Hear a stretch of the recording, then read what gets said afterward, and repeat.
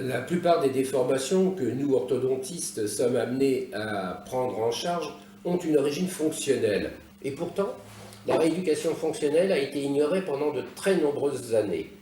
La persistance de la succion déglutition lors de la constitution de la denture mixte, en raison des forces musculaires qu'elle met en jeu, va entraîner des déformations des maxillaires dans les trois sens de l'espace.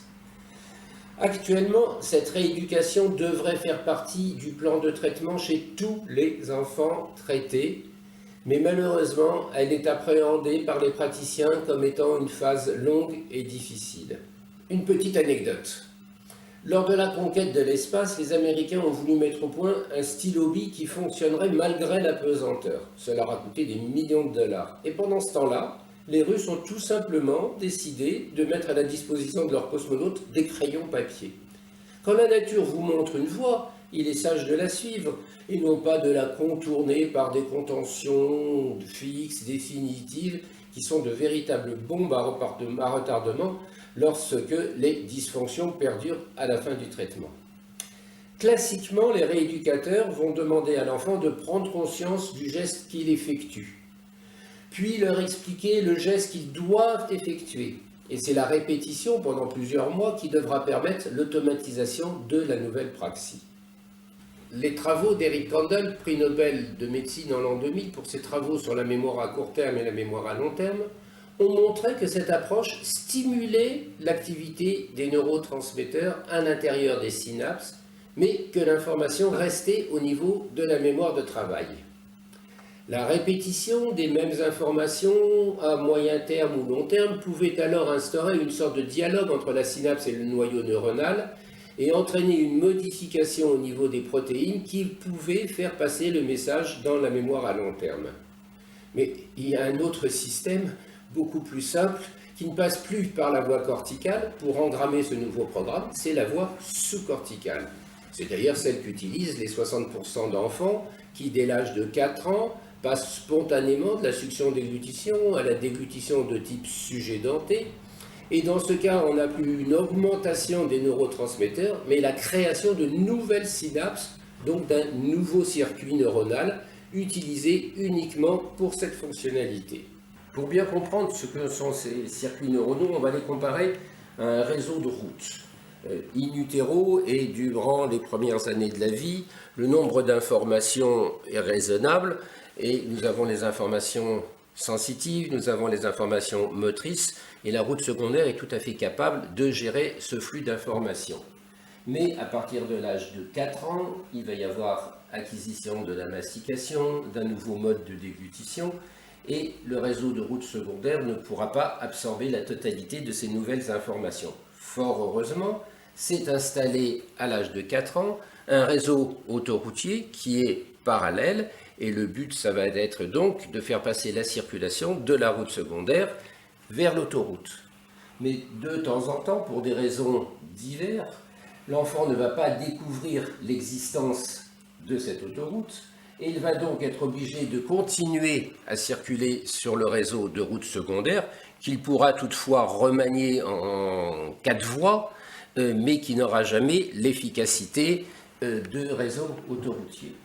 Chose importante, si le réseau autoroutier n'est pas utilisé, il va être envahi par la végétation et il va finir par obstruer les voies de circulation.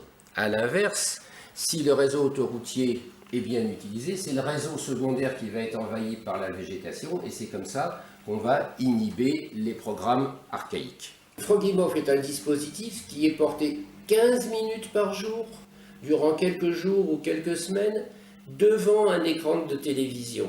Devant un écran de télévision, ce n'est pas une anecdote, c'est très important, parce que ça va être reconnu par le système limbique comme une récompense et ça va donc faciliter l'engrammation de ce nouveau programme. De plus, l'enfant aura un plan lingual à peu près horizontal, ce qui va faciliter la déglutition.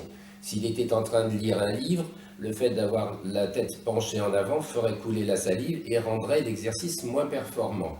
Qu'est-ce qui se passe? L'enfant regarde la télévision, il essaye d'avaler sa salive, or l'élève ne se touchant plus, il est dans l'impossibilité d'avaler en succion, d'où une réaction immédiate au niveau du tronc cérébral, puisque au niveau du cortex, on suit le programme de télévision, trouver un nouveau programme de déglutition.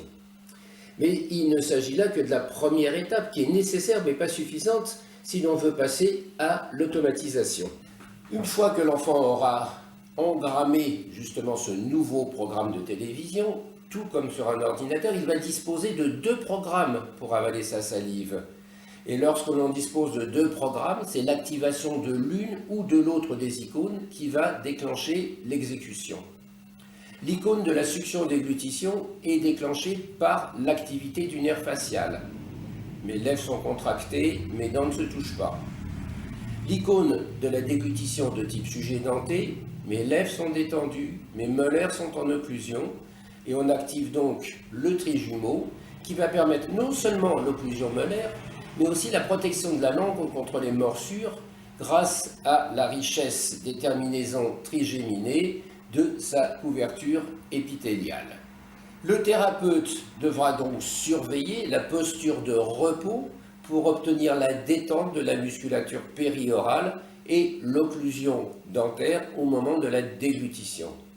Le contrôle par le nerf trijumeau, sollicité donc par cette étape, se substituera alors au contrôle par le nerf facial et inhibera le rôle de ce dernier. Le trijumeau, chose importante, contrôle aussi les centres de la respiration dans le tegmentum pontique par son noyau sensitif et donc va favoriser, sans que l'enfant ait à faire des efforts, la restauration d'une respiration nasale permettant à la langue d'adapter une posture haute de sa partie postérieure, le dôme lingual. Et cette chose est très importante.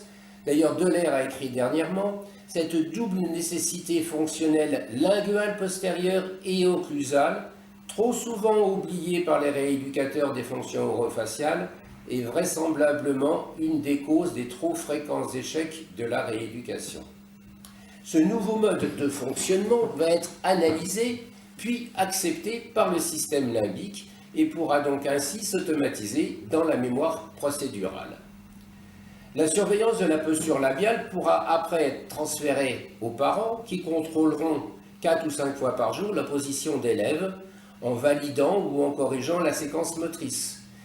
Les 2 actions sont importantes, récompense et correction, car ce sont 2 actions distinctes et qui ne stimuleront pas les mêmes boucles cortico-corticales.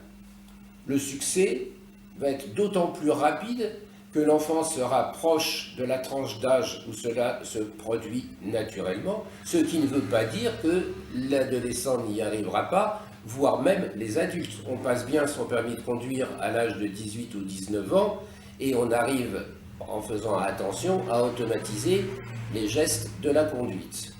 Toutefois, chose très importante, le préalable à ce type de rééducation étant l'obtention d'un environnement anatomique confortable et compatible avec les nouvelles séquences motrices. C'est le praticien qui sera le prescripteur et qui décidera du moment où cette thérapeutique doit être mise en place. Le temps de port limité de Frogimov permet de ne pas interférer avec la qualité du sommeil qui doit être respectée chez tous les enfants. Froggy est un appareil qui est fabriqué en France et qui se décline en 3 tailles, grande, moyenne et petit.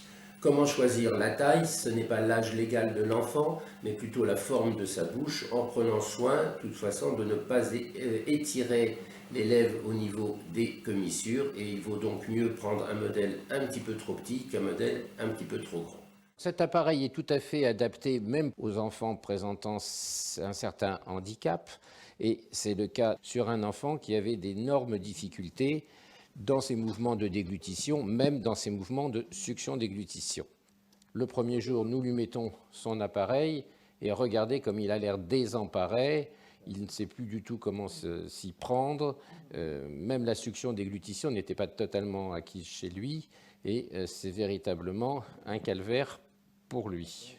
Je le vois 8 jours après, 8 jours après chez cet enfant très handicapé, et regardez comment il avale sa salive d'une manière tout à fait spontanée. On a un petit peu de mal à lui faire porter un quart d'heure par jour parce qu'il appelle ça un appareil miracle et il essaye de le porter beaucoup plus parce qu'il s'est tenté confortable avec.